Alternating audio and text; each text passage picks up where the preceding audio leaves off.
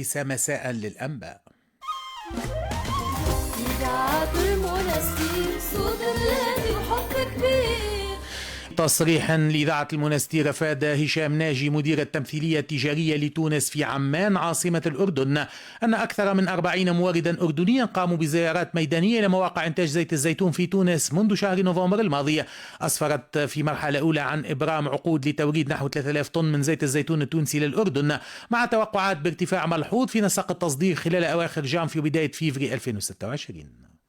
عادة توريد زيت الزيتون للأردن هو ممنوع، لكن السنة بصفة استثنائية بحكم أنه فما نقص كبير في الإنتاج على مستوى المحلي في المملكة الأردنية الهاشمية، وقع فتح باب التصدير وتم تحديد كميات أولية 10,000 طن باش يوردوها من البلدان المنخرطة في المجلس العالمي للزيتون. بالطبع هذه كمية أولية، ومن بعد حسب تقديرات السلطات المحلية يمكن الكمية هذه 10,000 طن ممكن ترتفع وفي مزور حسب تزويد السوق وحسب الأسعار. التجار الأردنيين قدموا طلبات لتوريد زيت الزيتون من تونس. 70% من طلبات التوريد يعني متجهة نحو زيت الزيتون التونسي، وهذا شيء يشرفنا وهذا يأكد السمعة الطيبة، لأنه صارت تجارب في السابق تم توريد يعني كميات ضئيلة من زيت الزيتون التونسي يعني بشكل مناسباتي، ورص السابقة هذه خلت انطباع جيد لدى المستهلك الأردني والتاجر الأردني، وهذا ما يفسر توجههم نحو توريد